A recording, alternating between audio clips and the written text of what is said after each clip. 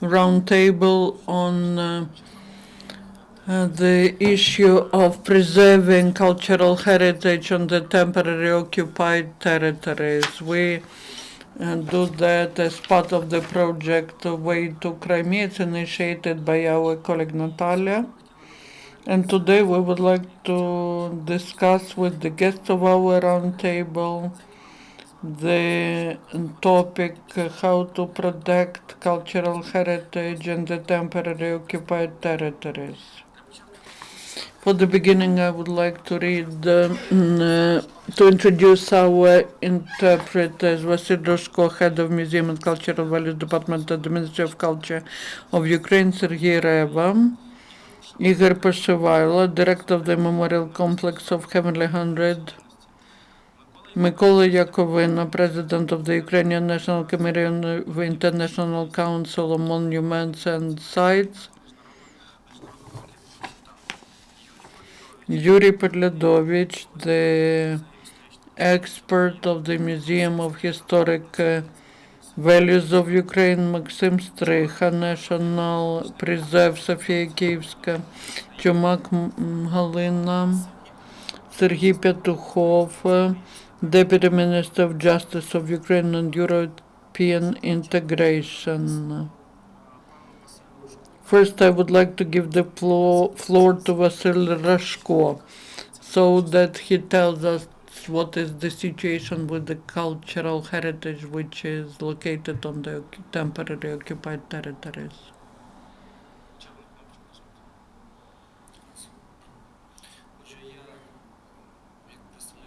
As the representative of the Ministry of Culture,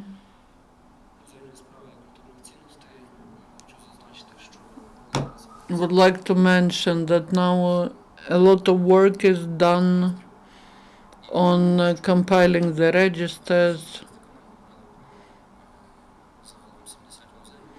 Previously, according to the statistical data, there were 75 museums, 35 in Crimea and Donbass, which are now on the temporary occupied territories. Now, several months after the new register of museums was compiled, we have a different figure. We have 82 museums on the territory of Crimea, 17 in Sevastopol, 97 and 23, 24 in Donetsk and Lugansk regions. On the temporary occupied territories. Helena Chumak came from there and she will tell us more. But we, as the ministry, we do not have any direct contact with the people who work at the museums, not because people are afraid to have some consequences. The special service comes to them and people are afraid to contact with us because this contact may threaten their life and health. We know that from Crimea they do not take anything out via land, but we don't know what's happening via water. And we understand that they organize different exhibitions with the Hermitage, with other museums, and this way they take out the values from these museums. It is important to send a monitoring mission of the Council of Europe there to find out whether the cultural values are still there. And it is important for international community not to cooperate with the museums, Russian museums, which take out cultural values from Crimea when they try to exhibit them somewhere. I believe that you mentioned correctly that Helena has a lot to tell us. Also, we have Yuri Peredovich, who is the IDP from Donetsk region. Could you tell us what is the situation on the occupied territories, Helena? Please speak into the microphone. There's a stream going on. Please speak slowly. Ну, по-перше, я рівно тиждень знаходжусь. I've been for more than a week in Kiev already. On the 13th of June, I moved here and I'm now employed. Before that, I was the director of Donetsk Arts Museum for more than 11 years. I can tell you that I was surprised by the topic of our roundtable. I believe that it's all too late. This had to be done 2 years ago today. And we shouldn't be even talking about that. We have no influence on this territory, no influence at all. Today, I'm absolutely sure that nothing bad will happen with my museum. It's Donetsk Regional Arts Museum. A year ago, 2 years ago, they suggested me to move, to leave everything. I could not do that. I could not leave the museum. But today I left because the situation is such.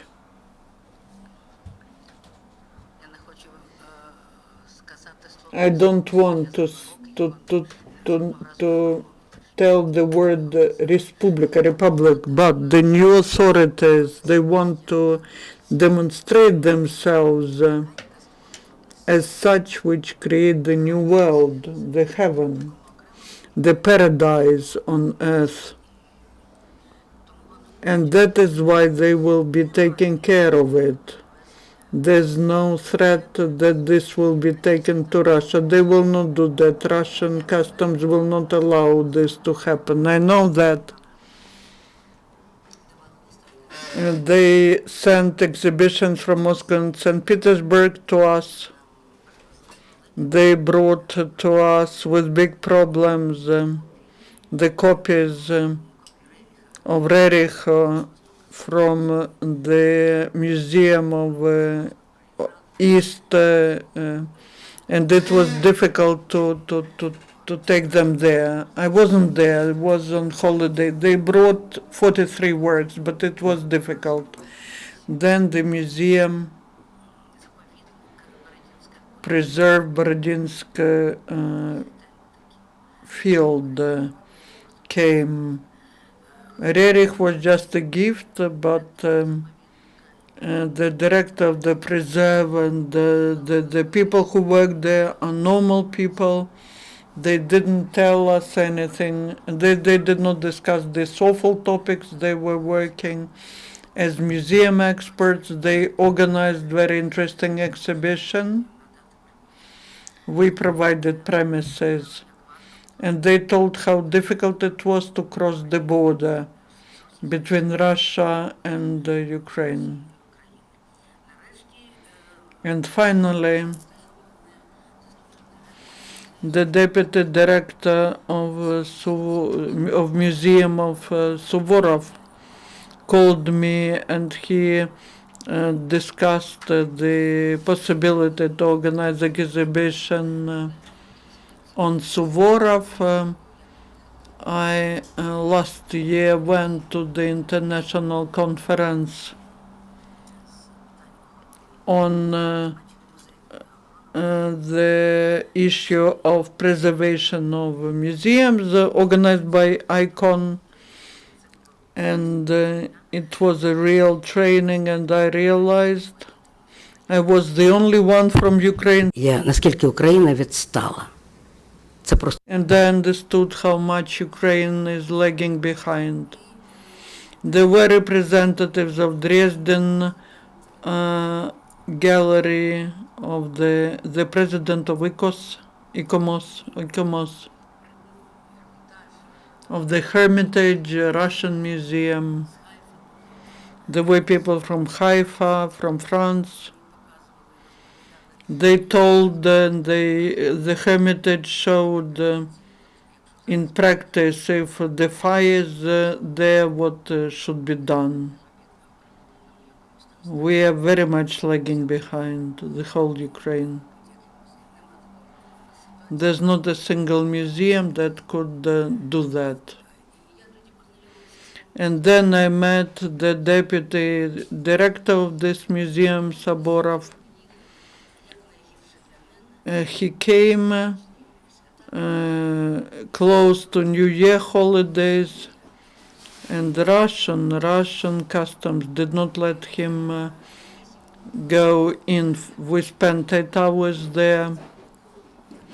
These were all copies. There was nothing valuable. He brought it all because I requested. I wrote a letter to use this trip for myself to the Committee of Culture of St. Petersburg with the request to give to our museum the museum publications of the museums of St. Petersburg. And he brought 30 packages. These are museum publications. They were not, custom didn't allow him to cross the border. So there's no reason for us to be afraid. In Donetsk Museum, in Horlivka Museum, everything's fine. All the exhibits are there. All of them are preserved. We verified that, and thanks to my efforts, we added exhibits to Horlivka Museum, and our museum is probably the leading one in Ukraine. Are you talking about last year? We received 975 exhibits. That's Arts Museum. And these are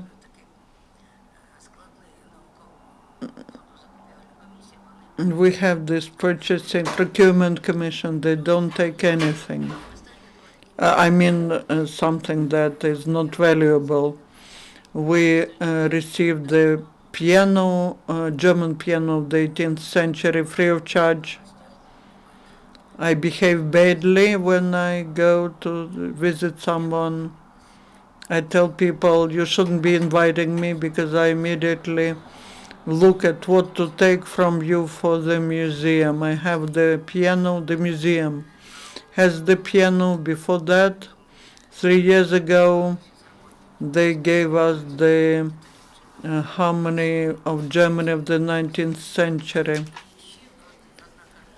And one painting of Zabashta.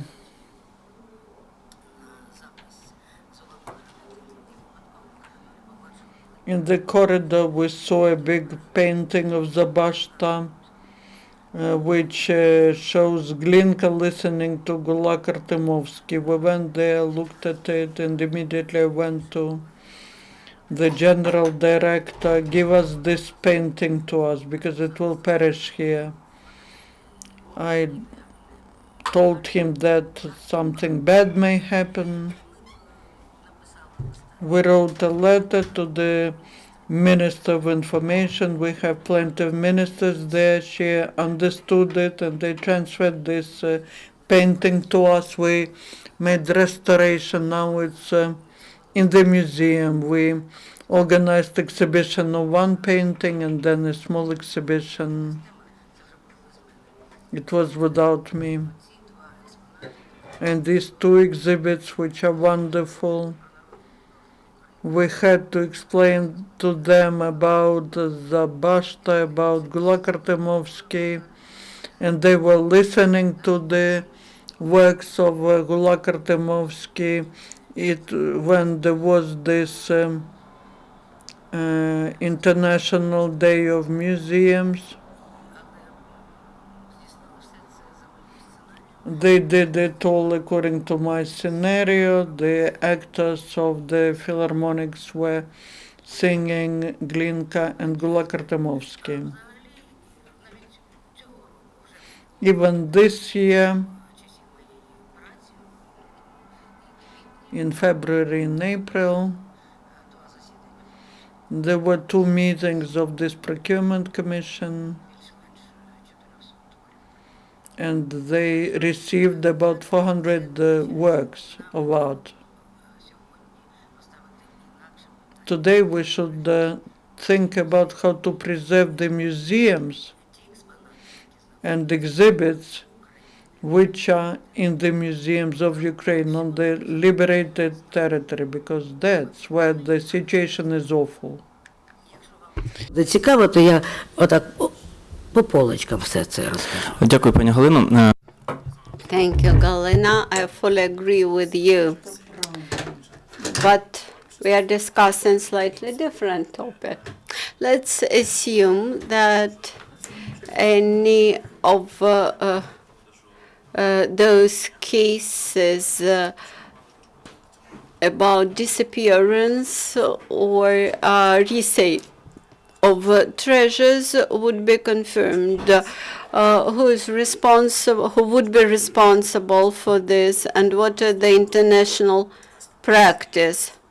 As for the mass media speculations about these facts, a year ago, an example was provided about disappeared Scythian treasures from Donetsk Museum. Yuri, would you please describe that example, whether it disappeared or not, and whether it remained in the Donetsk Oblast Local History Museum? For more than 20 years of my life, I was a research fellow in the Local History Museum, and I quit there from in 2014. Unfortunately, the museum was totally destroyed and ruined. It was ruined explanatory. That is, they wished, the militants wished to demonstrate that they wanted to ruin that museum. They shelled and ruined that museum intentionally when it was empty, when there were no people in it. At that time, it had rather serious scandal because they blamed Ukrainian side that these were Ukrainians who shelled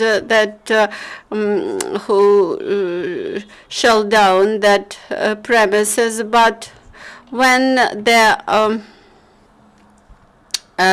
that informational case was had passed, they started to revive that museum. They revived it fully. They built it from scratch, covered with new roof, and this became the second stage of the same propaganda. This is this demonstrates that the emphasis on culture is rather important for that power. And local history museum plays in this propaganda leading role. Not far from us, we have the War Museum, and it did not suffer. It works rather actively. It receives a lot of Donetsk guests, so-called guests, in camouflage uniform, of course. It is used for propaganda. And in any exhibition,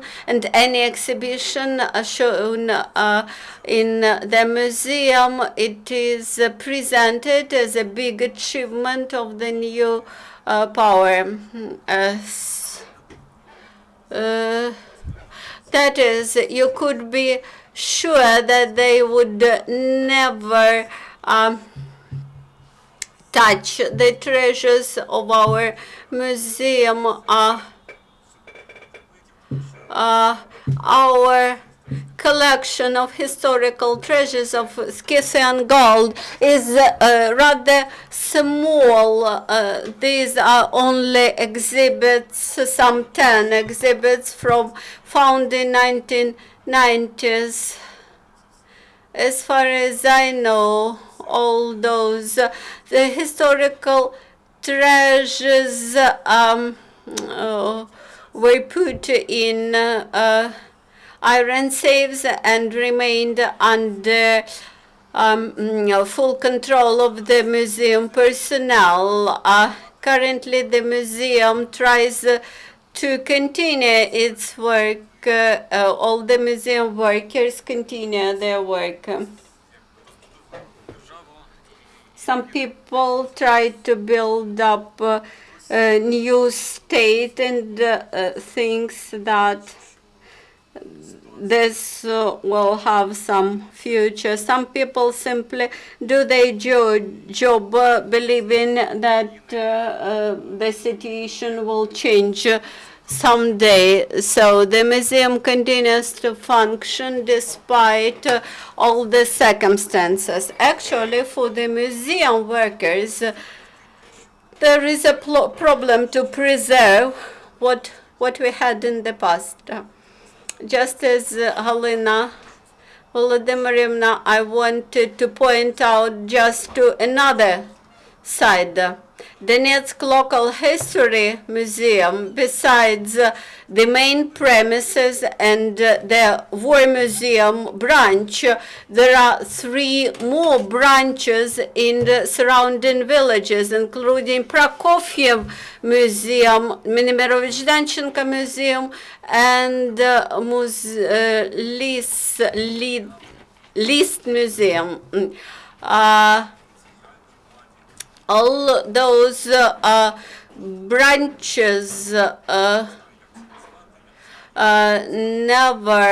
never got any attention from the central authorities.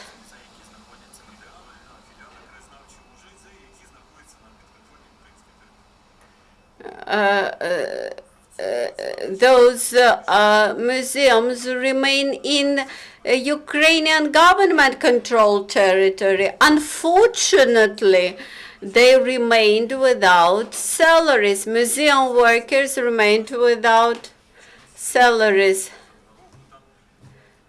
In Luhansk Oblast, they managed to do something, but in Donetsk Oblast, those museums remained without any oversight from central authorities. People did not receive salaries for years. So the only one conclusion which we can make, and it is a good lesson that we should learn from this situation.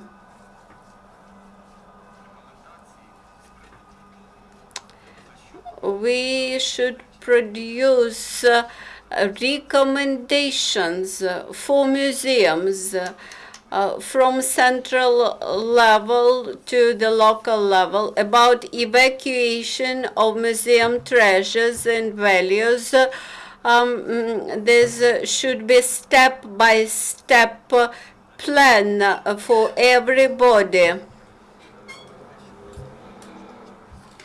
When we hear about possible offensive, and in case of possible offensive, we should be ready in terms of rescuing museums from the contact line. Slavyansk and Donetsk Slavyansk Museum could be at the contact line and at the front line someday. So we should be able to respond to such emergency situation. The lessons learned from Donbass, from Crimea. In Crimea, the dynamic was faster, but in Donbass, we learned a good lesson we should keep it in mind and develop some emergency recommendations, some strict rules for the museum personnel in case of civil disorders, in case of work conditions, etc. We should be prepared. There is one more aspect.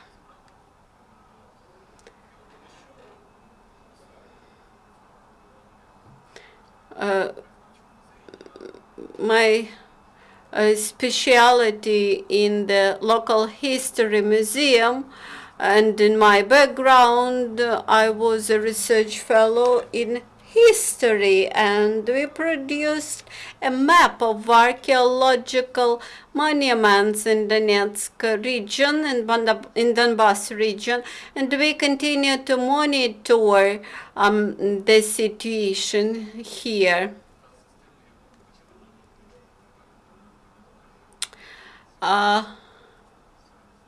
And here again, we are not speaking about the occupied territories. We are speaking about government-controlled territories. The land plots which we started to withdraw from the state property and started to give them to farmers. But in general, under work conditions, the farmers released oversight over this museum and archaeological oversight over these lands, and because the central authorities in Donetsk have no access to this land, while those who lived in pre-front areas, they moved to the mid-light Ukraine, and nobody is interested in oversight over this archaeological monuments. The land plots are sold and resold, they are purchased, they are developed, and there is no archaeological exploration of that lands.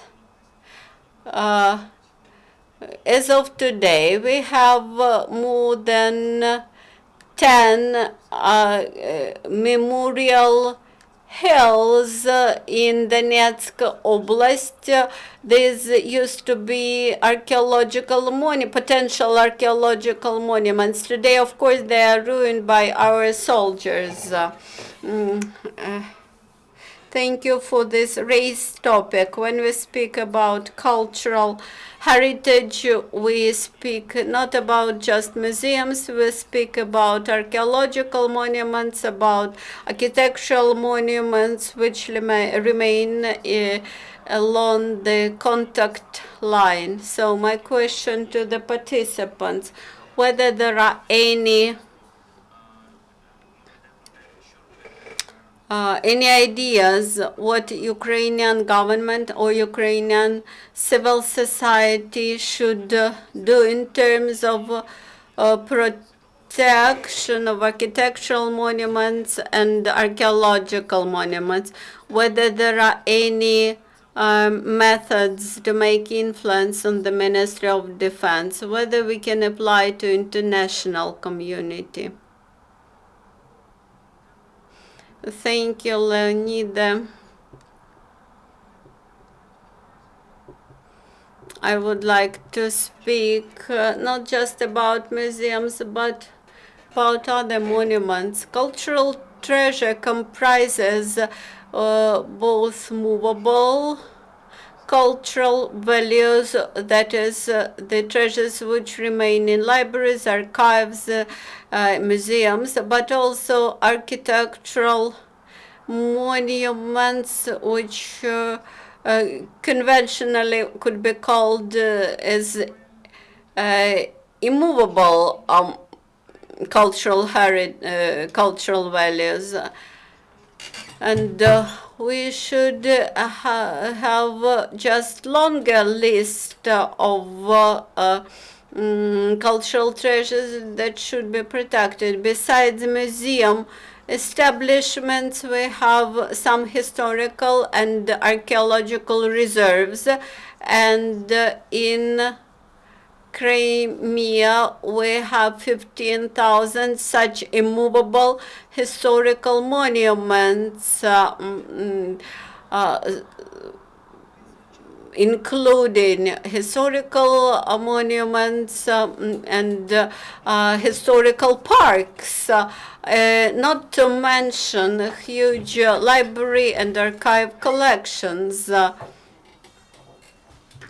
Unfortunately, all those treasures are appropriated by the new power. The slogan "Crimean is ours" was not invented by the Russians. It was born in Nazi Germany. This was an Annenberg program, and part of which was Crimea. Unfortunately,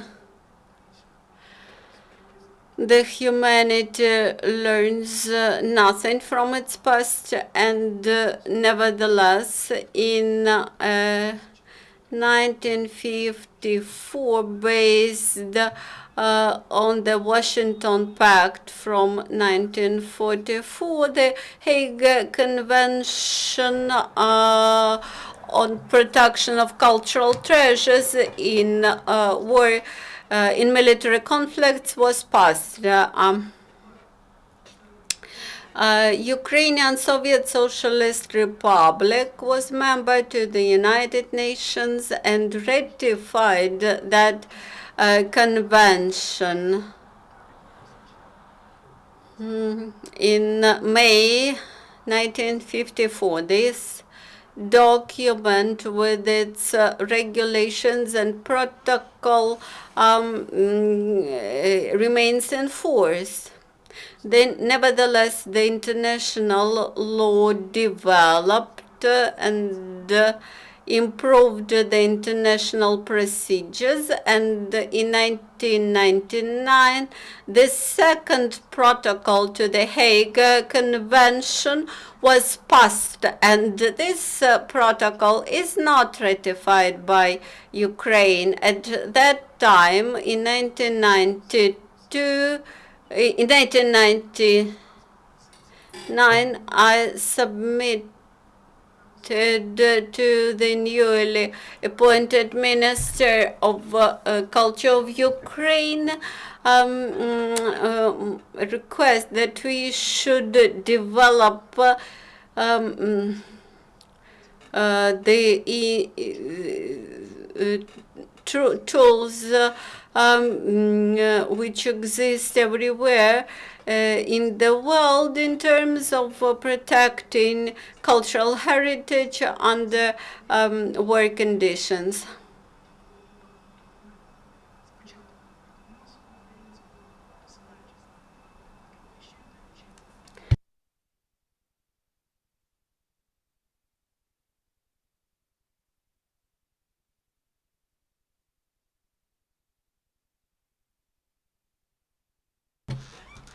More than 2 years had passed from the moment when I submitted this request to the minister. I do not see in Verkhovna Rada any document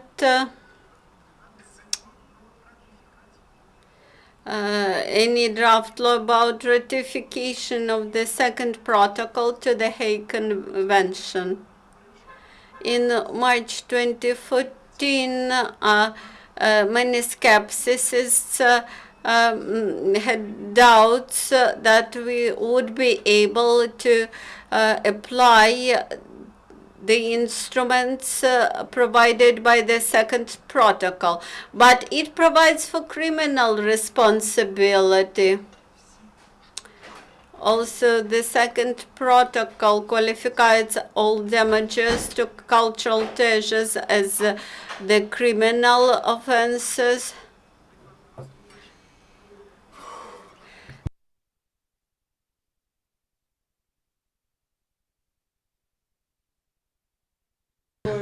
It also provides for the new protection, new strengthened protection, because the Hague Convention and its protocol in much details provided for strong protection of the cultural objects.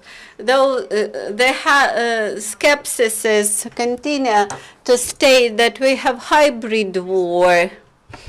We do not have any specific aggressor.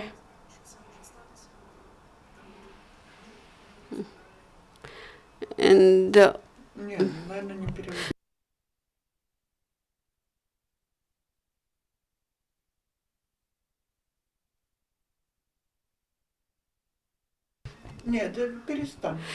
it also provides for broader list of cultural values at the stage of peaceful reconciliation.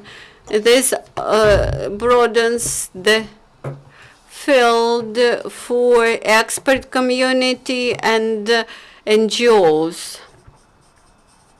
Щита, ну, по суті, в Україні неповноцінна. Тобто це тільки, на жаль, вивіска, яку не можна задіяти, перетворити в дієвий інструмент. Однак,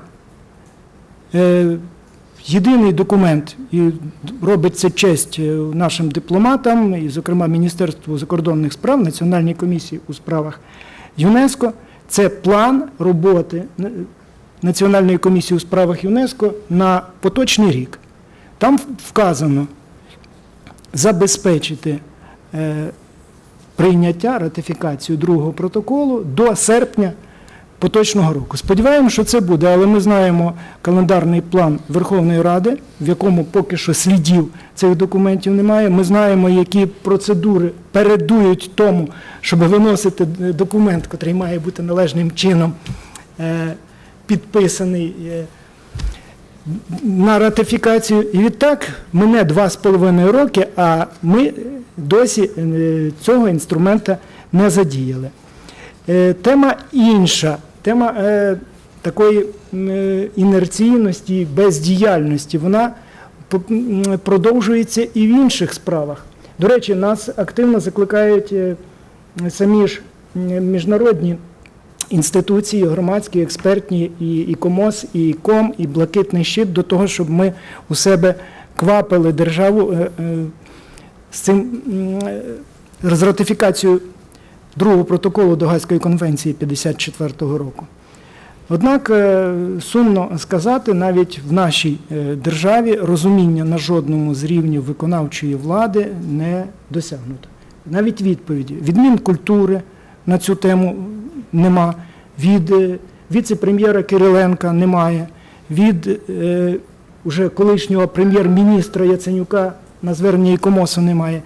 І відмовчався навіть гарант Конституції, який за Конституцією, і до нього звертався і КОМОС, відповідає за, зокрема, реалізацію закордонної політики. Можливо, не на часі, можливо, громадськості щось невідомо, але даруйте іншого інструменту, який би розробив цивілізований світ, і міжнародне право немає. Тобто є, але вони можуть бути не такі дієві. Один з них громадськість спробувала реалізувати теж у 2014 році.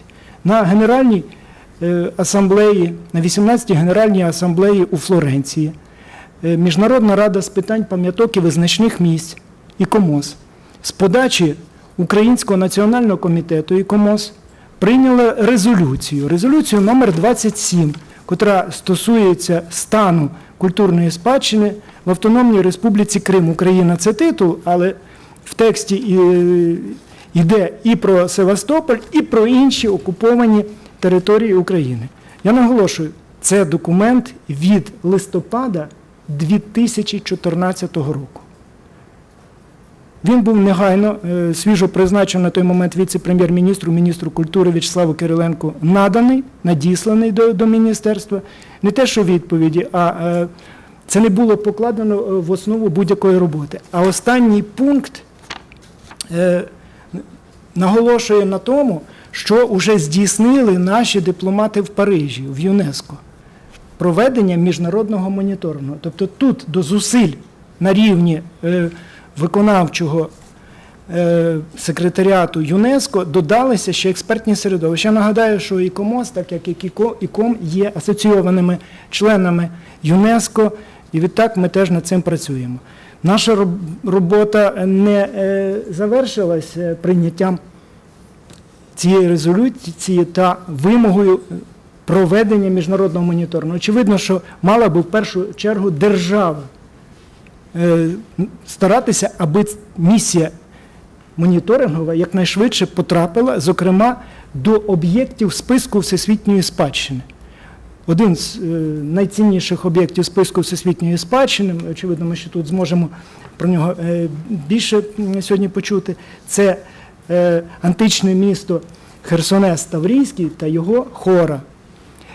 Так, це об'єкт списку всесвітньої спадщини. Крім нього, в Криму є ще інші об'єкти, котрі входять до так званого попереднього списку ЮНЕСКО. І тому найперше, не на всі 15 тисяч нерухомих пам'яток, котрі я згадав, а на ці ми мали би сподіватися за участю третіх країн моніторингову місію. На жаль, досі нема. Я знаю, що 2 червня 2015 року у генерального директора ЮНЕСКО пані Ірини Бокової була нарада з питанням, зокрема, України в порядку денному. Президент ІКОМОСу Густаво Араос, громадянин Сполучених Штатів, він на це приїздив до Парижа, вболіваючи за справу, кілька тижнів готувався до цього питання. І ми, зокрема, з присутнім тут Тимуром Бобровським, надавали довідки. Лист детальний за моїм підписом генеральний директор Марі-Льор Лявенір мала за кілька днів до цієї наради. В цьому листі, крім усього, крім опису стану, зібрали ми усну інформацію по телефонах, електронною поштою. Багато хто з наших колег, достойних професіоналів в Криму, просто ризикує, даруйте, важить багато чим. Але цією інформацією поділилися. В висновках ми пропонували внести об'єкт списку всесвітньої спадщини, це другий інструмент, я хочу розкрити, заповідник, комплекс пам'яток Херсонеса Таврійського та його хори до так званого списку під загрозою. Список, який формує ЮНЕСКО силами Комітету всесвітньої спадщини. Це теж такий потужний інструмент. І тому, перше ніж надіслати до Араоса, до Лявенір ці документи, я президентові нашої держави Петрові Порошенкові 30 травня всі ці пропозиції висловив. Я сподівався, що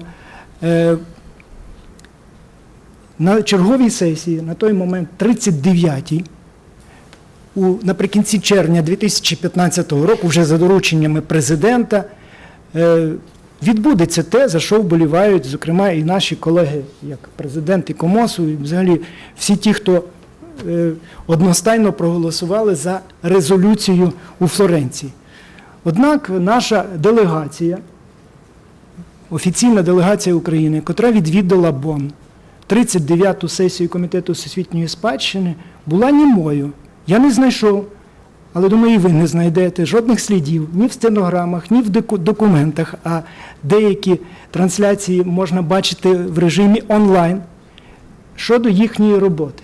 Тобто продовжується прикра практика надсилання або людей малокомпетентних, непідготовлених, або триває та бездіяльність, котра обертається, як в ліпшому випадку, в приватні шопінг-тури, а не в захист національних інтересів. До речі, попередня 38-ма сесія Комітету всесвітньої спадщини, котра на березі Перської затоки проходила, і в більш тривожний, здавалось би, час, бо кінець червня 2014 року, також присутня українська делегація без наслідків для порядку денного, без відповідних резолюцій, без відповідних рішень.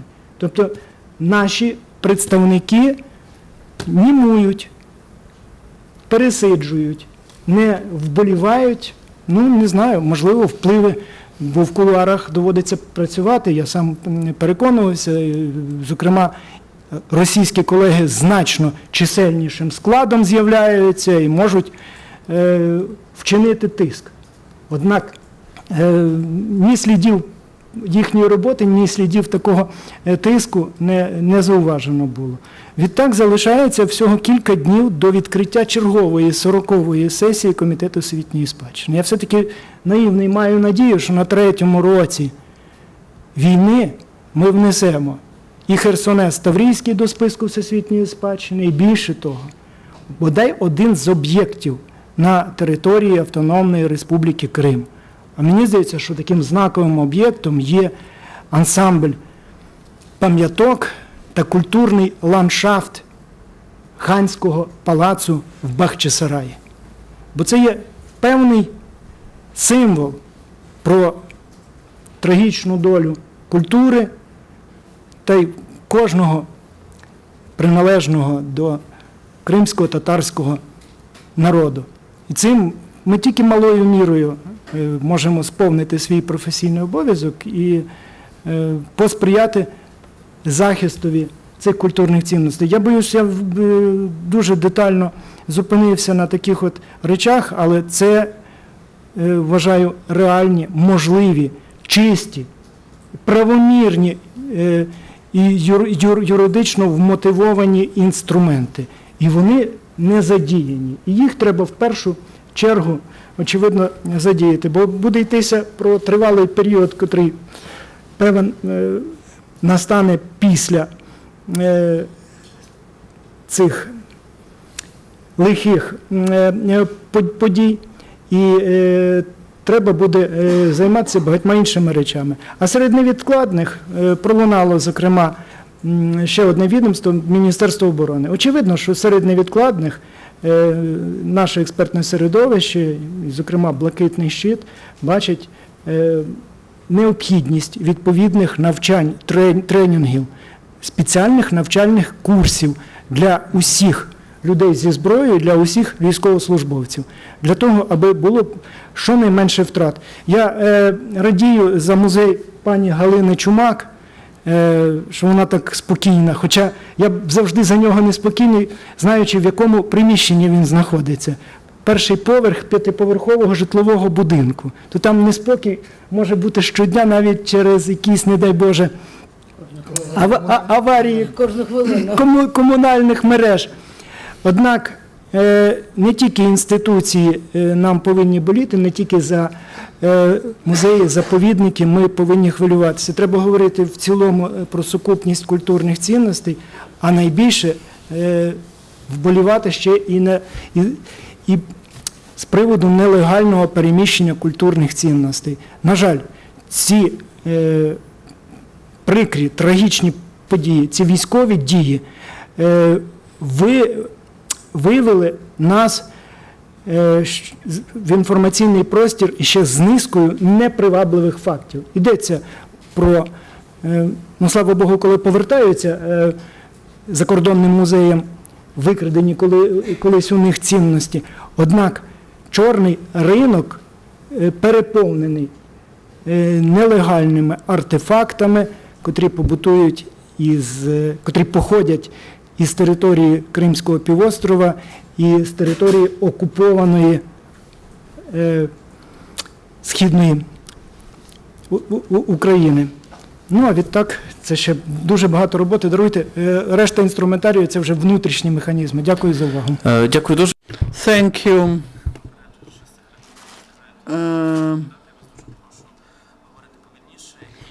Я хочу передати слово пану Сергію Реві. Дякую. Я хотів дещо прокоментувати. I would like to continue the topics Сказуємо треба вставляти, да ми зможемо почути. that is on the National Commission. You all know that the National Commission is inter-agency body and coordinates the activity of all the agencies and institutions which are involved into our activities in UNESCO. Ratification of the second protocol of the Hague Convention.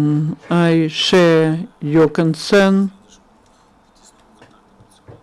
We've worked in close contact.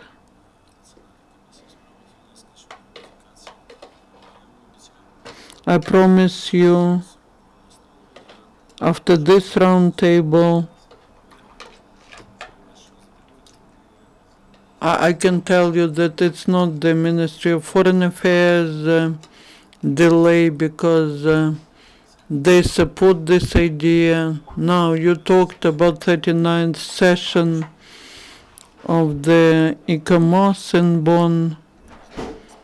You mentioned some international aspects and the audience may have an impression, wrong impression that that is under the Ministry of Foreign Affairs. Водять себе і не беруть участь і так далі. Ну, насамперед хочу сказати, що, на жаль, через Now, because of financial difficulties, the representatives of the Ministry of Foreign Affairs did not participate in this session. I share the concern of the colleague.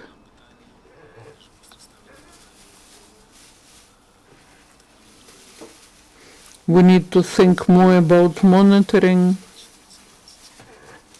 of the status of the world heritage, especially in Crimea. Херсонес. I mean Khersones, first of all, which is included into the World Cultural Heritage.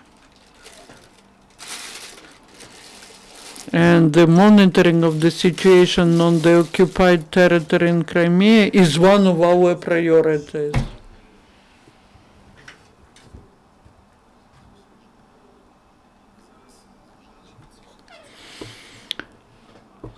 This is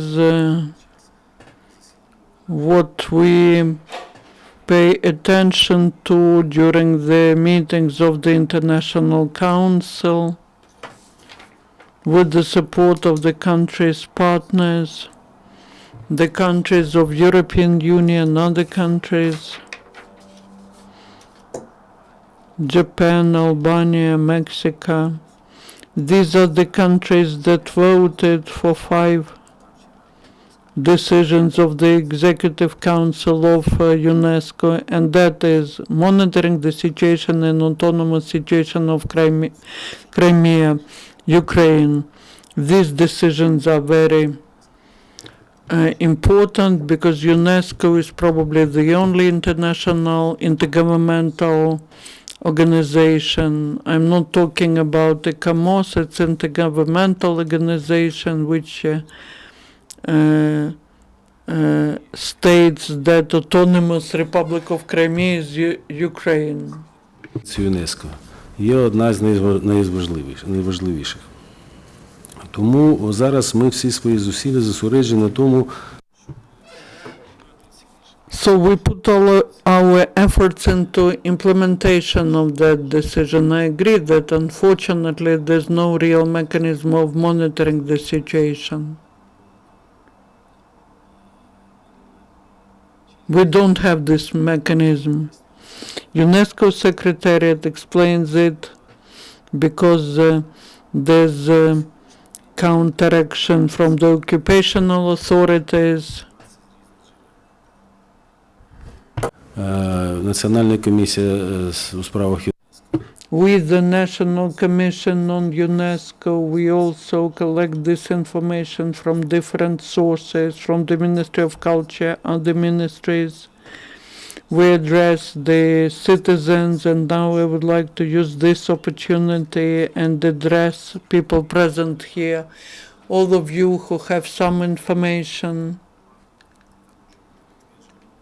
that could be confirmed. Please inform us about real situation of what's happening there. Now, this is the issue of education, of mass media. That's all under the UNESCO.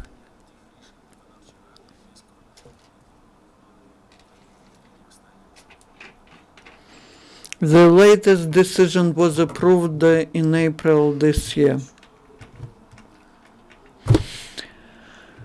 As to monitoring mission to Khersones and to Crimea,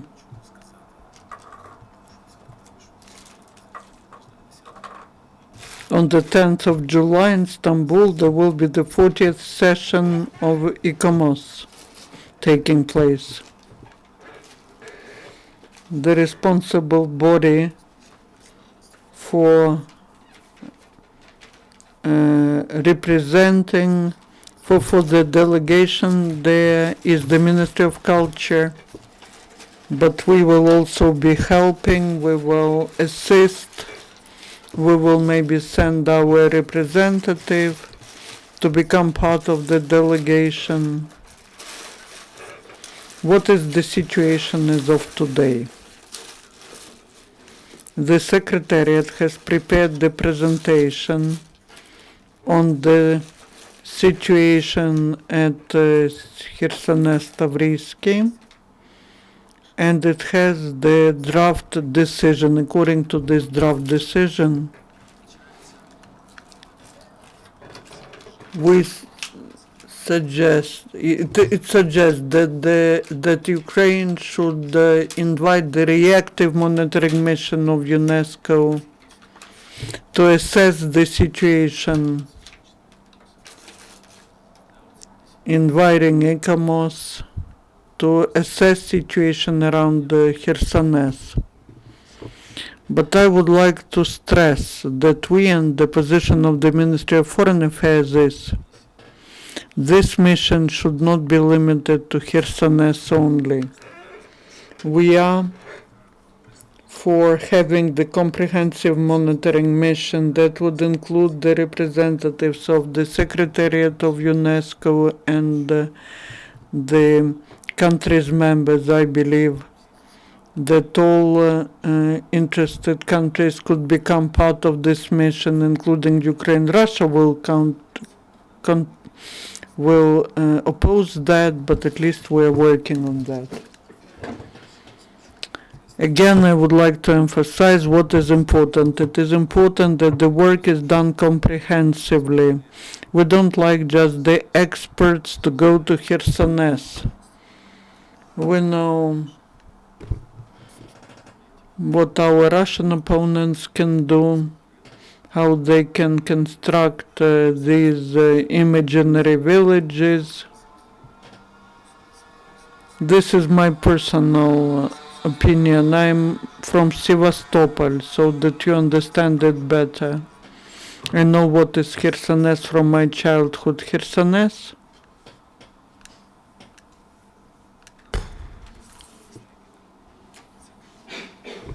І наскільки там серйозна загроза.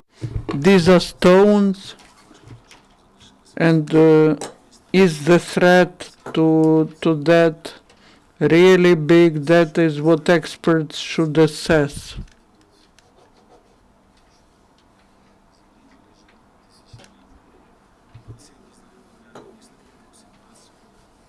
But I don't want them to make conclusions based on that about the whole peninsula. You mentioned Bakhchisarai Palace of Kans.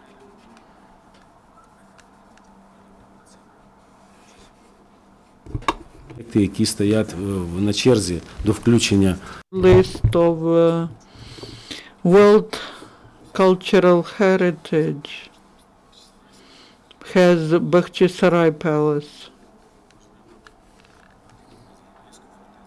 Also, we shouldn't forget the Genoa Fortress in Sudak Observatory near Sevastopol and other. So we are for comprehensive monitoring of the situation, and our delegation in UNESCO has prepared its understanding of how this monitoring should be organized. This monitoring mission under the auspices of ICOMOS and UNESCO should stick to a clear mandate, should have a clear route and tasks which are to be approved with Ukrainian side. We don't want to have a mission of some unknown experts who will make conclusions which will not correspond to the reality, which will not consider the problem comprehensively. We are talking about cultural heritage, but we all know that the principles of UNESCO are violated in educational sector. There's only one Ukrainian school left out of 7 that existed there. There's an attack on Ukrainian language, Crimean Tatar language. You know what's the situation with mass media.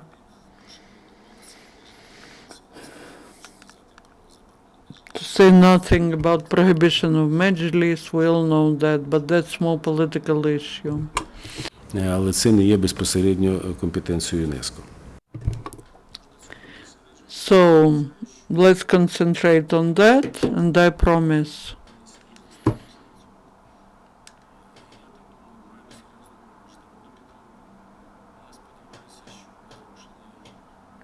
I hope that there will be changes and this monitoring will be organized. Whether it will be effective, it depends on different factors, including the position of occupational authorities.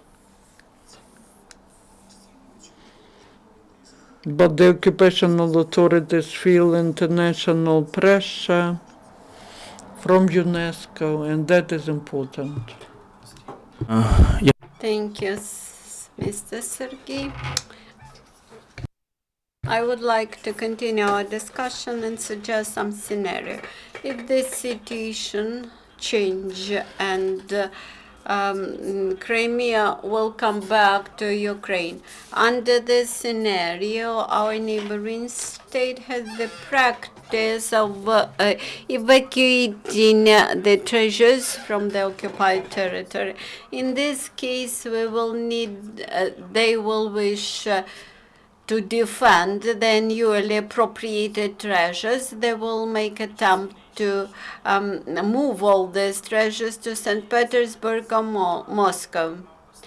In this case, whether there will be any mechanism which would prevent from doing this, this could be not just large-scale evacuation. This could be just sending some exhibits for the restoration. For example, some Ukrainian treasures, especially golden, archaeological, historical treasures, they remain in the museums of St. Petersburg and Moscow, and during all the years of independence, we did not manage to bring them back. What we can do at the international level, what we can do at the national level, whether any Ukrainian communities keep records of those Ukrainian treasures and values transported to Central Russian museums for restoration. Igor, could you comment? This is about repatriation, actually. all of us remember the story with the Crimean exhibition, which currently remains in Amsterdam. A successful resolution of this case will allow us to create a precedent. The big issue is the availability of any records. We should be able to present the list of those treasures, those values which remained in the occupied territory in order to force the future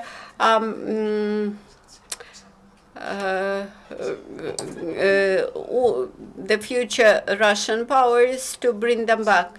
Another issue is about communication. Speaking about ICOMOS, Blue Shield, etc., we each time face the big problem of communication. Each time we try to understand where the border of responsibility between local cultural authorities, local self-government authorities, and other local law enforcement agencies, etc. This used to be part of the Soviet legislation, but today maybe they exist somewhere, but they are not active. Mykola mentioned about movable and immovable cultural values, but about oral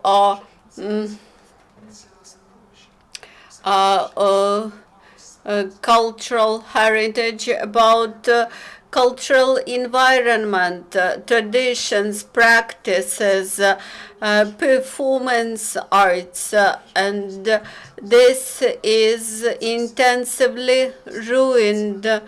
Currently, Ukraine is carrying out registration of local spiritual heritage lists.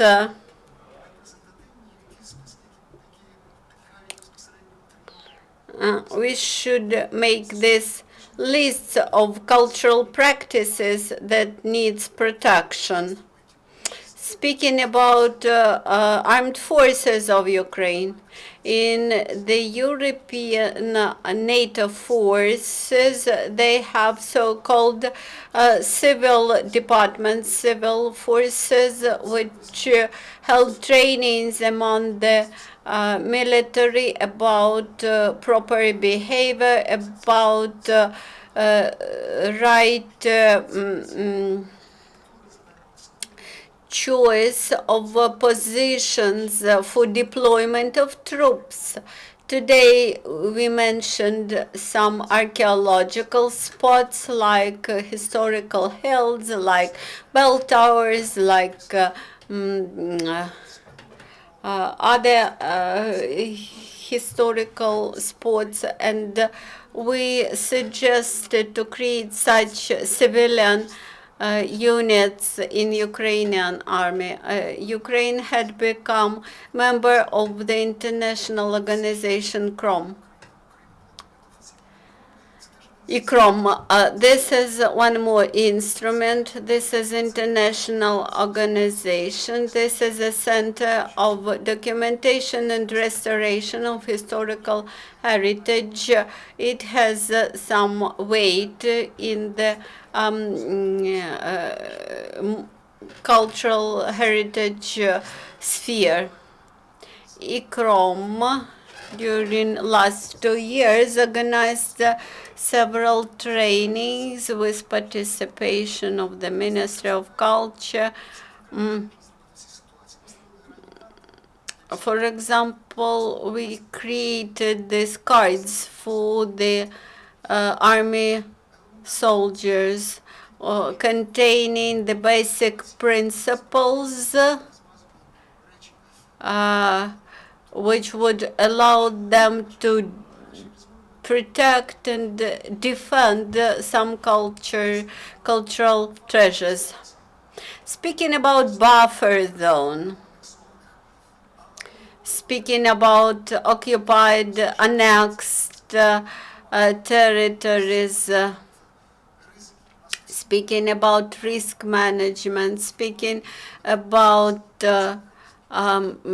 database of potential risks. We do not know how to manage the risk, how to mitigate them, how to be preemptive and proactive. In gray zone, we have a lot of monuments. They remain without our attention, but we can have impact if they are registered, if we have communication with military forces, we would be able to present them. But we should know what is threatened, what is endangered in that gray zone.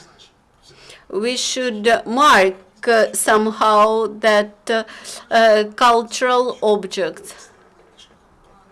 Also, we have produced the pocket response plans and such materials, handouts for emergency situations. We are eager to assist our colleagues in Ukraine and in occupied territories. Sometimes we used to say that this territory is not ours, that this is the responsibility of the occupants. But we have international organizations. Galina provided a good example how, being a director of the museum, she continuously participated in the council under the Ministry of Culture. I think that the cultural community is united, but it lacks good communication with the Ministry of Emergencies, Ministry of the Interior, Ministry of Culture, and the and UNESCO organization. I'm Strycha Maxim. I'm a restorator from Sofia Kievska Museum, and I used to be a chaplain in Donetsk airport. By March this year, I used to be a chaplain in the military forces of Ukraine in Sector M, for example. There is a lot of Greek villages, Greek settlements there. And each such settlement has its own monuments and its own library. Last week, we evacuated the library from Piski village. There is a school, there is a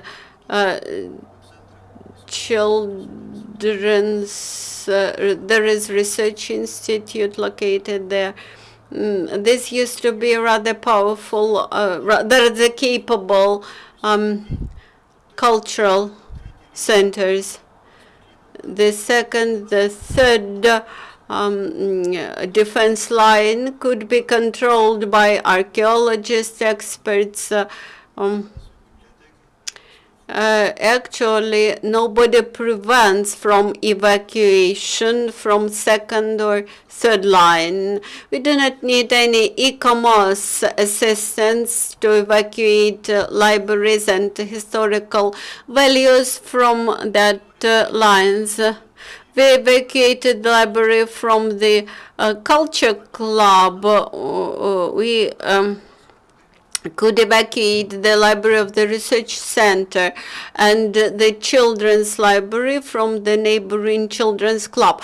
And when we suggested to evacuate that, the cultural officer mentioned that it was not their responsibility. I think that the same scenario will be applied in the occupied territories when we will bring them back. Everybody will act with their scope of responsibility, and neither ICOMOS nor any international organization won't be able to assist us.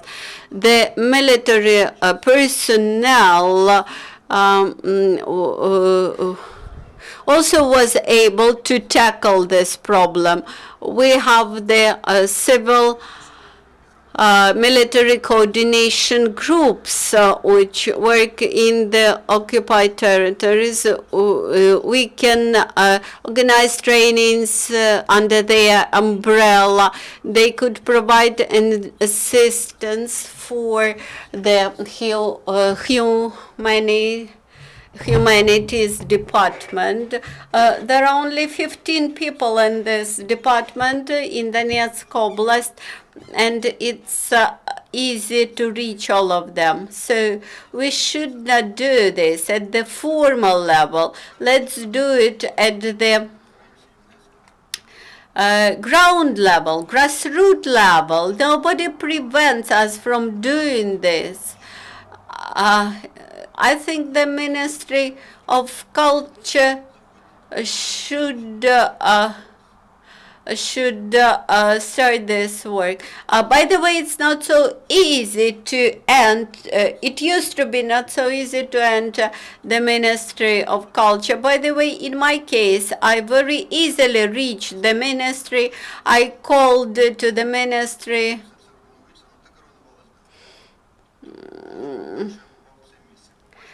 Fortunately, with my background of an archaeologist and a restorator, I was able to see that everything will be ruined and to warn the ministry and engage them.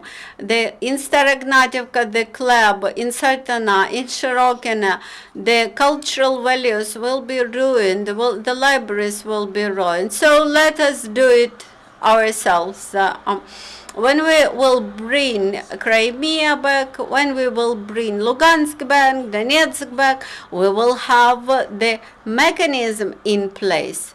Unfortunately, we do not have this good working mechanism for protection of the cultural values in Kiev. Let us set the proper order everywhere in Kiev, and then we will be able to do it on site. Quite often we send our officials from culture to the international level, but they do not know what's going on site. When you mentioned evacuation of the library collected famous saying by Churchill, who asked a question, if there is no culture, then for what we are fighting?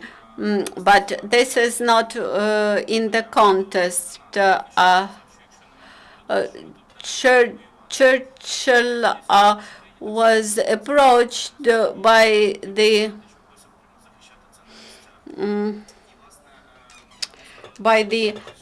experts who suggested to evacuate cultural treasures to Canada. And he said, if we evacuate our cultural treasures, then for what we will fight? I would remind you about Washington Protocol, which is not passed for 2 years. Maybe this is it's not just non-action, there is an abuse.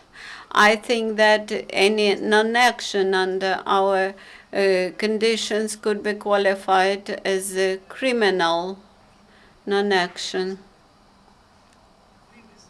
Answering the previous intervention, There are facts about evacuation of some cultural treasures. We should draw attention of international community to these facts. We inform these facts to Paris.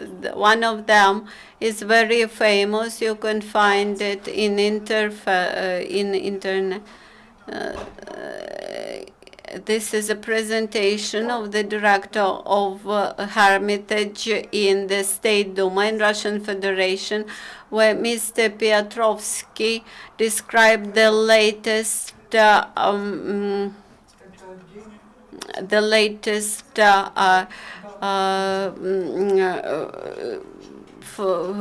findings, the latest exhibits, artifacts which they received from Crimea.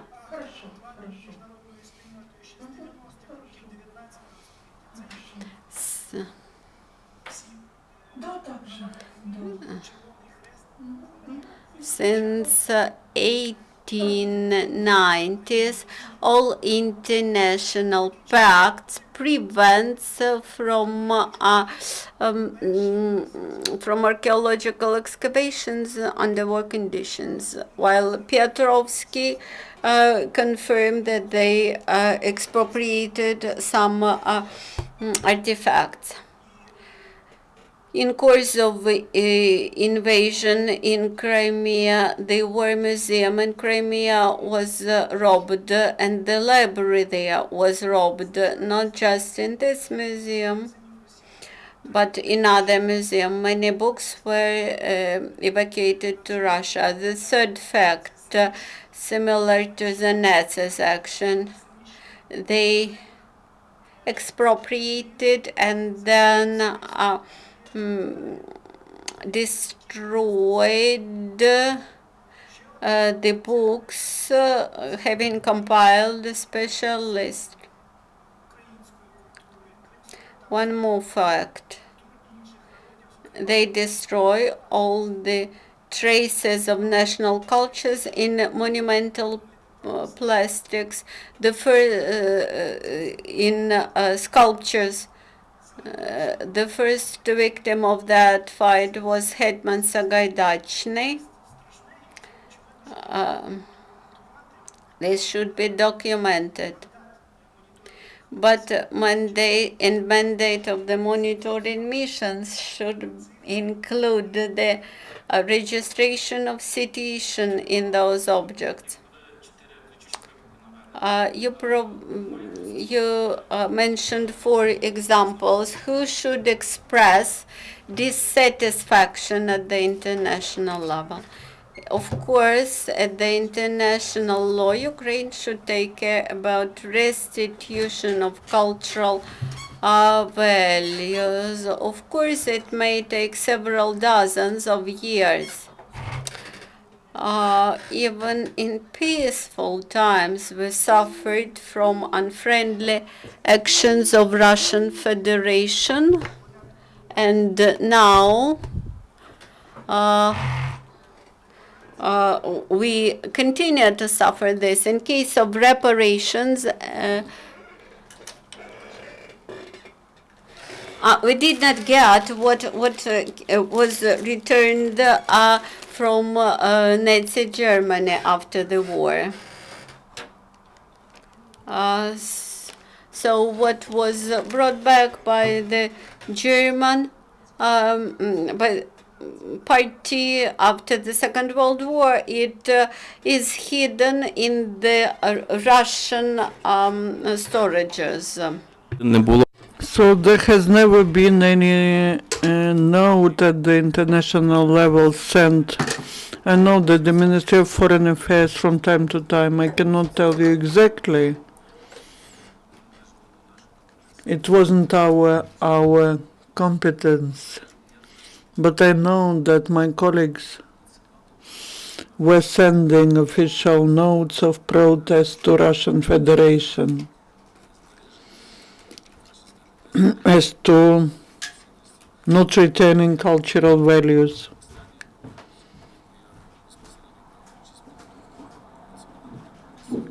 The latest one was the note of protest because our activists informed that there's a potential threat that the painting of Ayvazovsky will be taken to Moscow, to Tretьяков Gallery.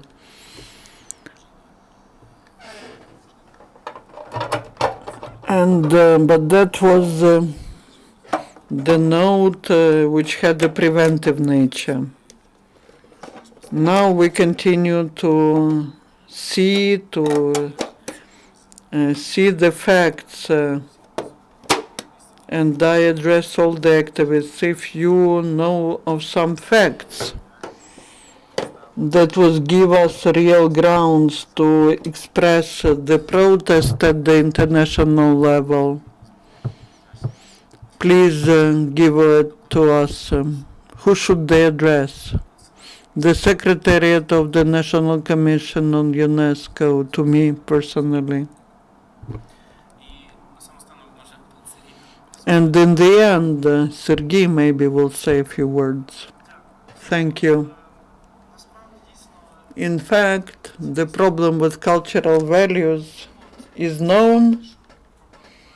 That is part of the wider problem related to temporary occupied territories. You can imagine these are the problems all over the front line. You can imagine any forms of cooperation everywhere. The occupation creates problems for people, for cultural values, for property rights, for justice, and you can continue this list endlessly. As to the efficient mechanisms that could be used and are used, the Hague Convention and the protocols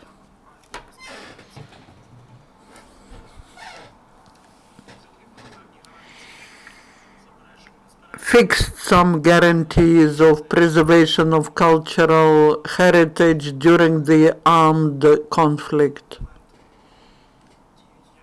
These documents are effective for both Ukraine and Russia,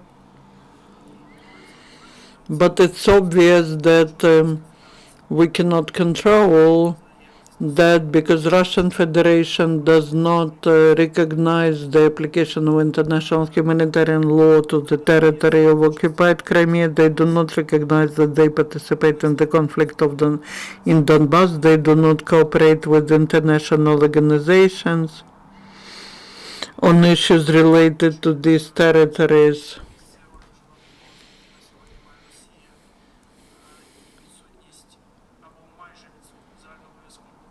Taking into account the fact that there are practically no mechanisms that could be applied against it. Ukraine has very limited opportunities to influence the situation in Crimea. What could be done? Ukraine, in principle, is doing what depends on it. We have law enforcement bodies which are responsible for 2 occupied territories.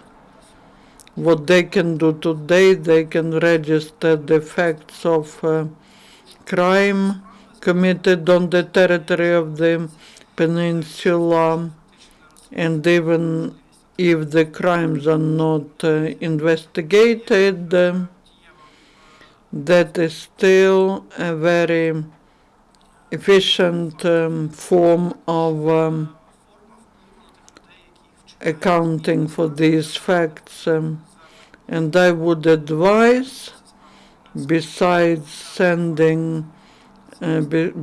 addressing those bodies, to address the national police and the security service of Ukraine. What we can do today are all possible ways of pressing the Russian Federation.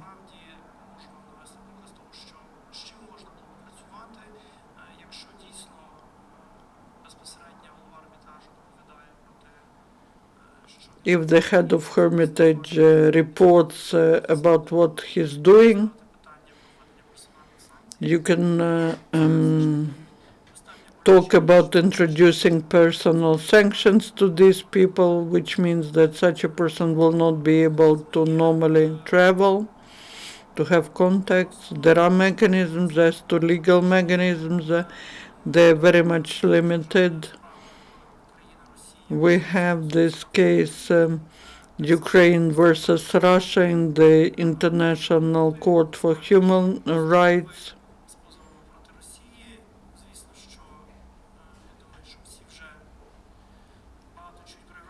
I believe that you hear a lot about European Court on Human Rights.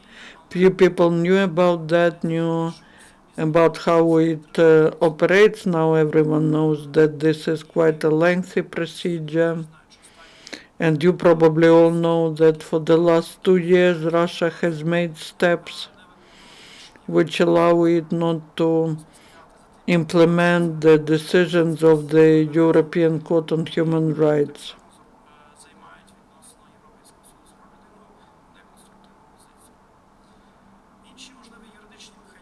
Other possible legal mechanisms, there's the potential international UN court, but you can address it only if there is an agreement from Russia received. There may be discussing the Convention on Racial Discrimination, that is on cultural rights of the peoples of Crimea. As to monitoring missions, as the colleague from the Ministry of Foreign Affairs stated, that is what Ukraine discusses. Today there is no permanent international presence in Crimea. In Donbass we have the monitoring missions of OSCE and UN, but in Crimea there's no one present. So it's in the interests of Ukraine to have international monitoring missions there. But it's not in our interest to have temporary missions which have very limited mandate. They can visit only certain places where Russians take them, and they will see only what they were allowed to see. That is not in the interest of Ukraine, because during such visits it is easy to manipulate the mentality of those people. They will see the reality that will be shown to them. Ukraine's working on having a permanent independent mission there. The situation in Crimea is covered by the OSCE and monitoring UN mission, periodically the Council of Europe, but they do it on the basis of the public information. They are not physically present at the peninsula. What else could be done? What is the very topical is to organize catalogs and to have information on what cultural values are on the occupied territories.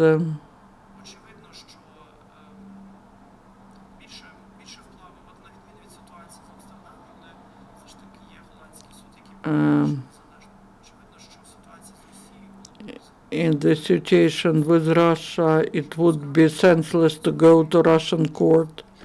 Potentially Ukraine has such an opportunity. We can go to Russian courts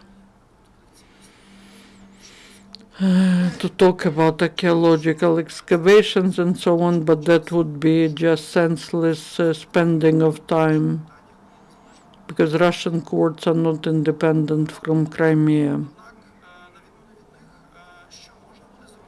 But what could be done? The cultural values are taken out.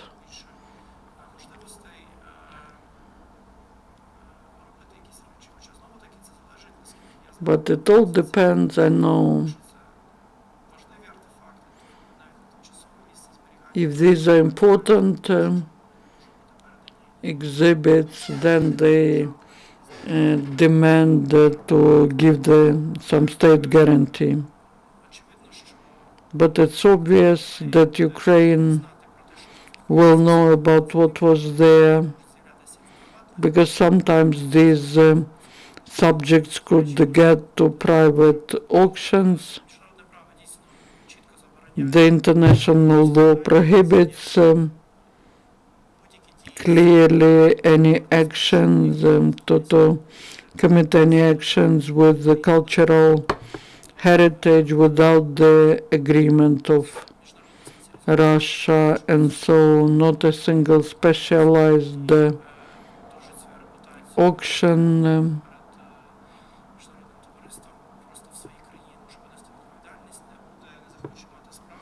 will not want to deal with illegally received cultural objects. What is within our competence, we know about this problem, but communicating to missions which are present in Ukraine, we discuss all these issues, and we organized the round table in the Ministry of Justice, and that was on archaeological excavations on the territory of Crimea, on cooperation of our research institutes with the colleagues, and also what to do with people who are there. Can they get published? Can they travel? Can we go there? Can they go there privately?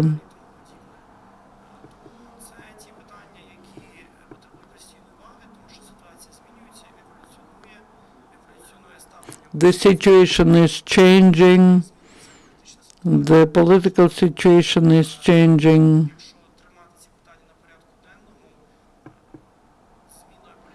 So if you keep it in the agenda, then maybe Russia will be less active in blocking these issues. Thank you.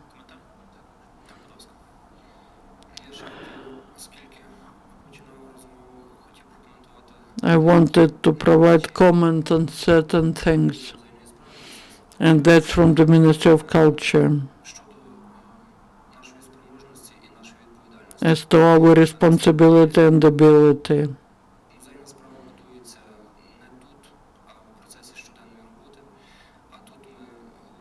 Here we're just talking about what we have. What we have now is the result of many years of inactivity of previous leadership.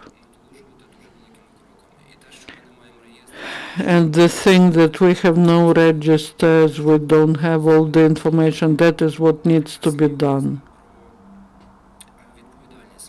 A few words on responsibility. We mentioned today that recommendations are needed. There are two examples. Donetsk Arts Museum in 2014 took the paintings to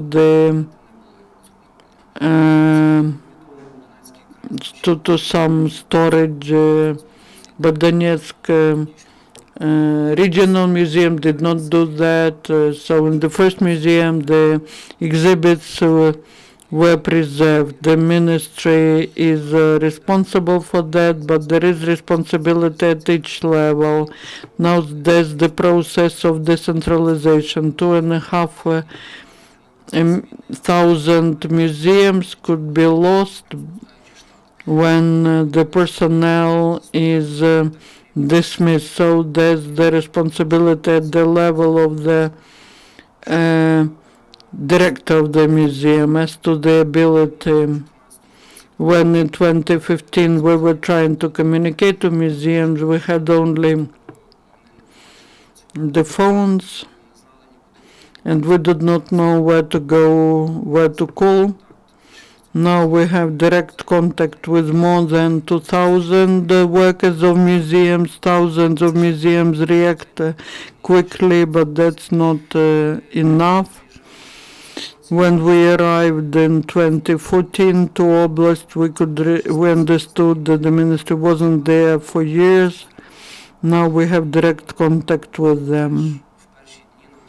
The first days we had to develop this headquarters, and together with the professional communities,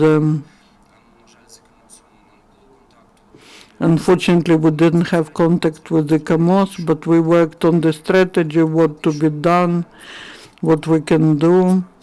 Many things could be done. And if in 2014 that was a group of people, thanks to Igor Pashivailo, we had training in Zaporizhia and Epishnya. Now there are 2-3 persons in each region which were trained and they know what to do. So this is about our ability. It is important to cooperate. Дякую дуже. У нас буквально ще декілька хвилин на запитання із залу. Будь ласка, позаду вас є мікрофон. Будь ласка, представляйтеся. Наталія Беліцер, Інститут демократії імені Пилипа Орлика. З вашого дозволу, два коротких коментарі. Two brief comments З приводу постійної моніторингової. on the monitoring presence. Yeah, the idea is correct, but Сутність, виявилося, використовується для того, щоб не включити в офіційний звіт річний про порушення прав людини в ООН, Офісі Верховного комісара ООН, кричущих порушень прав людини в Криму. Значить, це питання комунікації.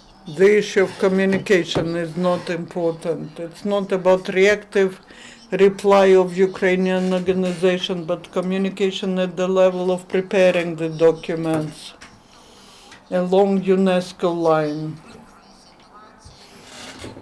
This is the lesson that should be taken, and the problem of lexicon.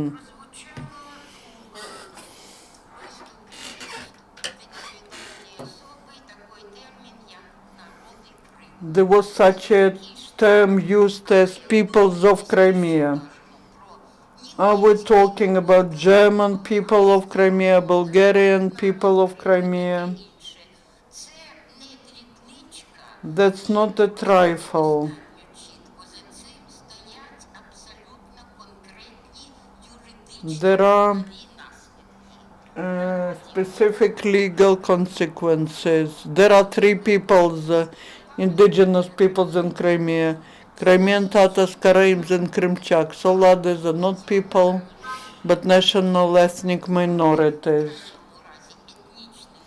which could be called ethnic groups. But when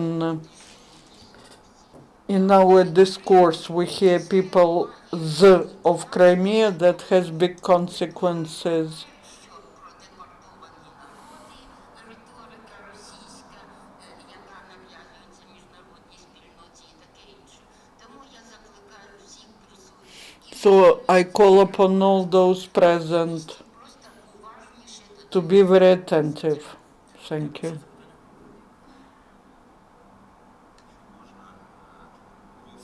Timur Bobrovsky, ICOMOS committee. I have 2 comments as to mechanisms.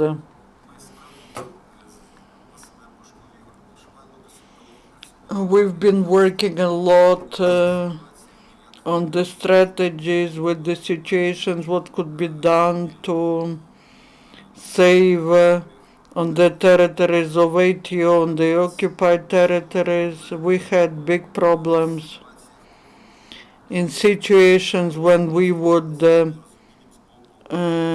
see not understanding of the Ministry of Defense. Maxim Striha said, there are mechanisms to act via volunteers, maybe Vasily Igor, maybe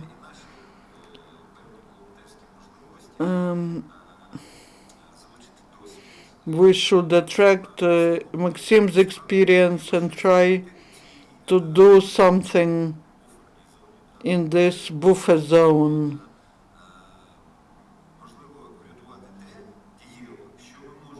Maybe to save what we can save. I'm ready to work on that as the volunteer. And as to mechanisms of in Crimea. And that is what Mykola mentioned. He talked about that, but I would like to mention the possibility to use a monitoring mission for Khersones. This could be a single mission or whatever, but it's about other things. If we, Ukraine, come up with the proposal to introduce this monument to the list of the World Heritage objects which are under threat, this object, until it is excluded from that list, will be under it will be in the attention of the monitoring of the Center World Heritage. I will give you an example. That's important. When Talibs ruined in Afghanistan this cave Banyan, which was in the World Heritage, the community included it into the list under threat. And when it was included into the list under threat, the Center of World Heritage managed not just to preserve but even to restore this complex. And today, this object was taken out of this list because it's not anymore under threat. And I believe we need to use this mechanism because it automatically launches the monitoring mission. It does not even require any approval of Russia by Russia. The same is true when we're talking about Bakhchisarai. We have the dossier which is ready. We can submit immediately, like it was recommended by Professor Ben von Droste, to supply from Ukraine to the list of World Heritage, and then maybe Bakhchisarai could be included as the exception, as an object which is under threat. У нас буквально ще два запитання і будемо закінчувати.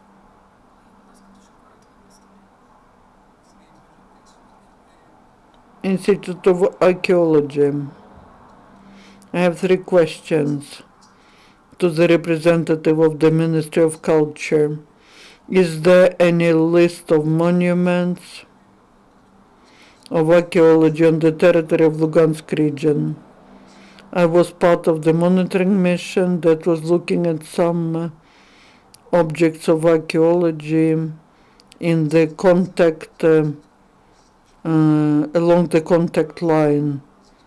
We had no problem with the military. We registered some facts of ruining archaeological sites.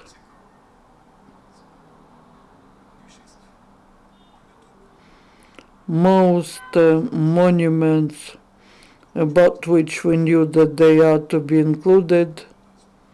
We checked the documents at the website of the Ministry of Culture. They have only bronze and silver men, the monuments of the Second World War. Does the state has information on what it has? Second question. I'm monitoring the situation with Crimea. I used to work in Crimea. Does the Ministry of Culture monitor issuing open letters to on the territory of Crimea?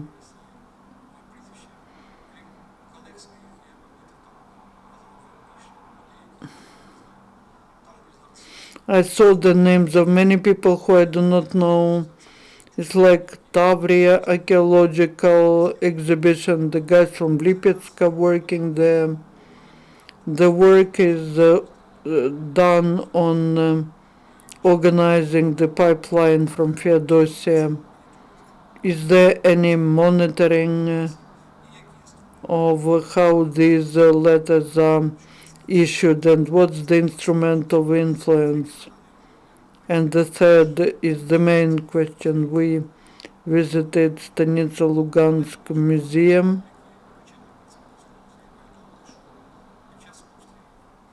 We were informed that when shelling from Grad systems in 2014 and by mortars in 2015, people were hiding in the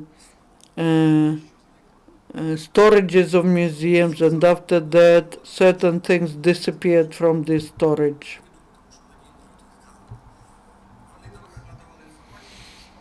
They were giving information and we registered it at the on terms of anonymity because Stanitsa Luganska is still being shelled, not like before by Grad systems but by grenade launchers. Will there any measures be taken to evacuate the collection? Are there any documents and what they had and what they don't have now? I will start from the last question.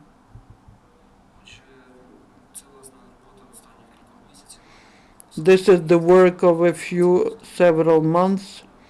We compiled the register of stolen values and now we are trying to publish this register. It was easier to compile it on liberated territories, but this is one of the mechanisms when such registers being public will help not just the services, the Ministry of Culture, but people who are buying something in the black market to understand whether they deal with the stolen items. We have a good example of how the uh, sword was returned from Estonia. So globally, we work with the list of stolen, and then there is a interaction with the services.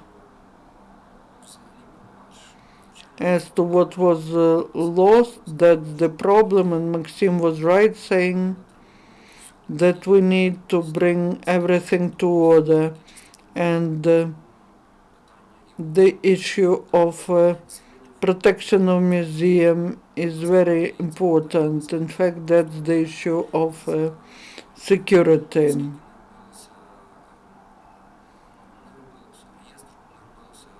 Within 1 year,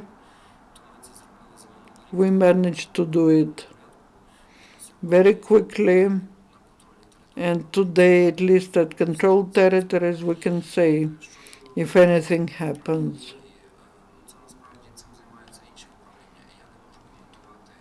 And I cannot provide comments on archaeology. As to Crimea, I can say the Ministry of Culture today does not issue permits to the territory of Crimea. What's happening there? All the diggings are illegal. You asked about open letters. I don't know. I believe that's within the competence of other services. Thank you. There was one more question.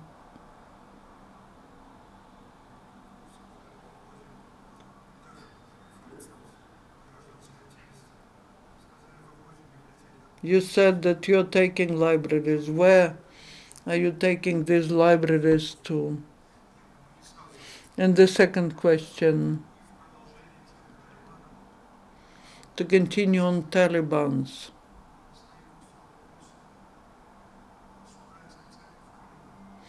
There's an issue with Ukrainian church in Crimea.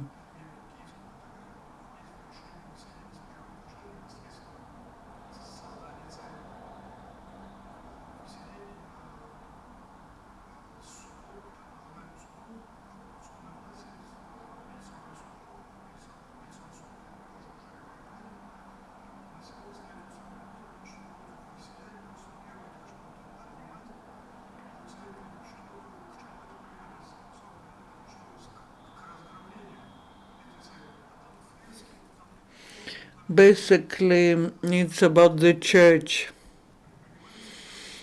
What measures are taken to protect our heritage?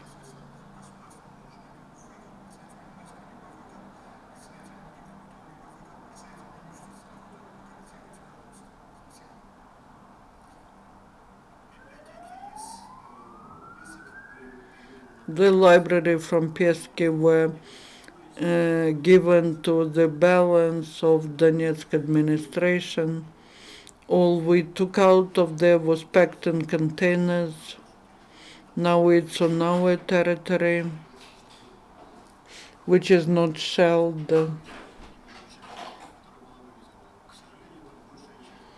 Unfortunately, about 30% of books were lost because of fungi.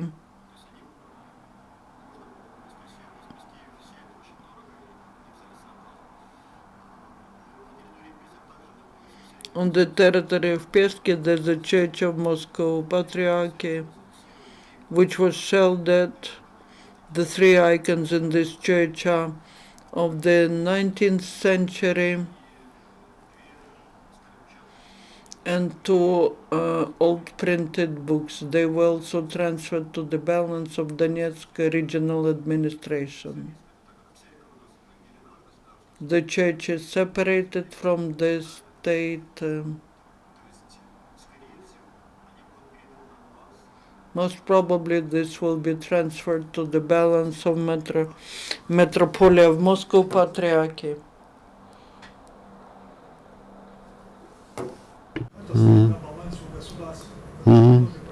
Кстати, очень интересная история. Вот, да, вот есть Тельмановский район, да, вы знаете, да, он оккупирован. Тельманово само оккупировано. Вот, это Донецкая область. Вот, там находится священник Киевского патриархата. Вот, его давно хотели расстрелять и вывести и так далее. Вот, но население не дало этого сделать. Сейчас в этот район поступает. There's one district in Donetsk region where the occupants wanted to kill the priest, but if people support such a priest, it will be difficult to do it. If in Crimea this happens, that means that the people do not support Kiev Patriarchy or this priest.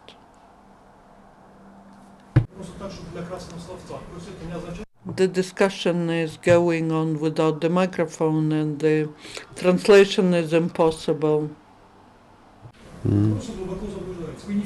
Я не в теме, да. Я же говорю, возможно.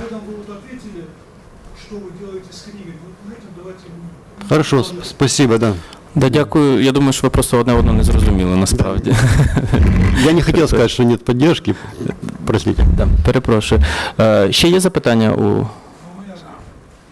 Так, стосовно Київського патріархату на території... As to Kiev Patriarchy on the territory of Crimea.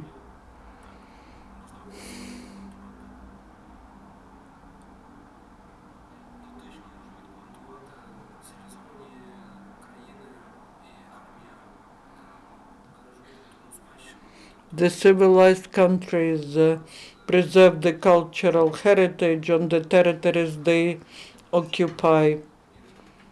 We have this special sign for the objects of cultural heritage, but what we see, there's very little probability that they will save it.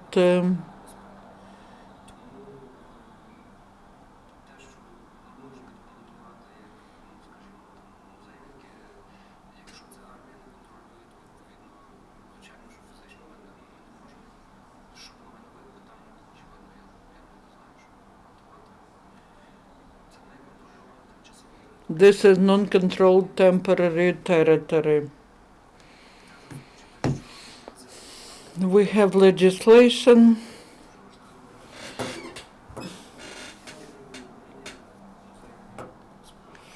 I'm heading the Department of Museums. We are located in Lavra, in Building 20, Lavrovska Street 9. If you have any initiatives,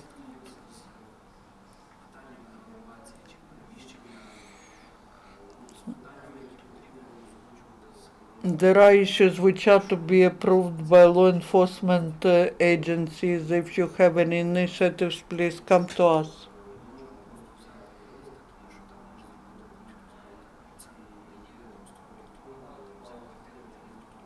It's not like you cannot, do anything you want. If the museum exhibits are moved without accounting, this is like eliminating.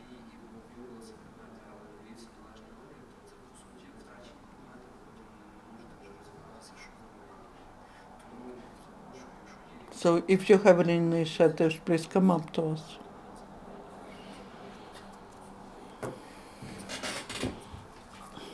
Тут самодіяльність може і нашкодити. Дякую дуже. Thank you.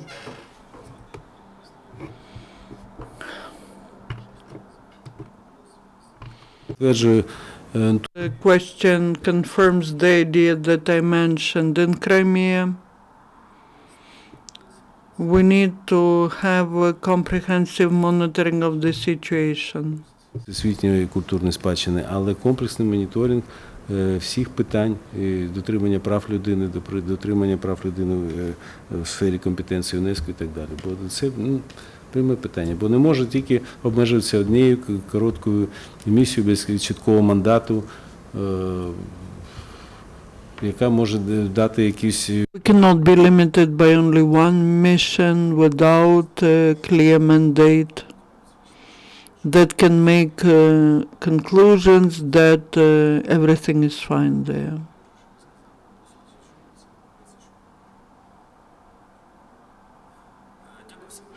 Thank you all. We will complete. From from UCMC, I would like to thank you for finding opportunity to participate in the discussion. We discussed very important issues.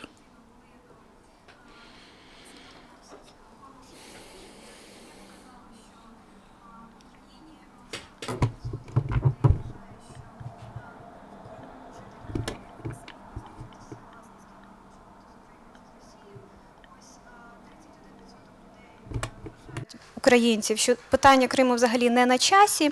Паралельно 89% росіян впевнені в тому, що Крим повинен бути з Росією.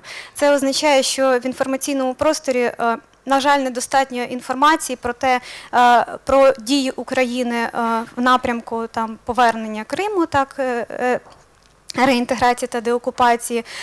З іншого боку, Український кризовий медіа-центр бачить, що дещо дійсно не в фокусі це питання в інформаційному просторі, і ми намагаємося максимально робити такі потрібні заходи для того, щоб популяризувати потрібні питання. Trying to organize such events to make certain issues popular in information space. I address you with the initiative. We are ready to provide you the venue for discussions, for meetings like that. The representatives of civil society, experts, representatives of the state to discuss important issues. Maybe there will be something born here that will help in future work. And we also initiate the briefings on the latest events in cultural life in Crimea. So we invite you. We don't have the day and hour. We're just organizing it. If you have any news that you would like to share, please know that we have this venue, the platform. We're ready to give you the opportunity to present it to the audience.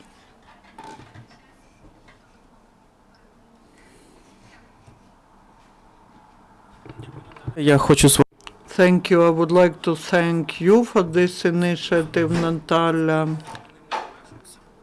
We will not limit ourselves to that. In the beginning of next month, we will continue this topic of museums.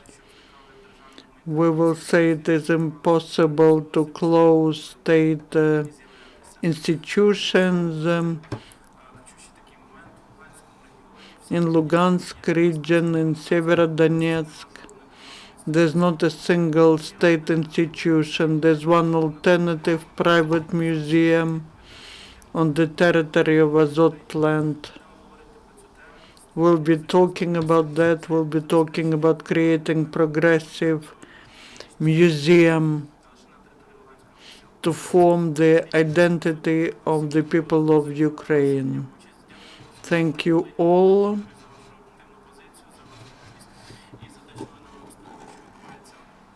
Thank you for telling us what is happening in the museums. Looking forward to seeing you again.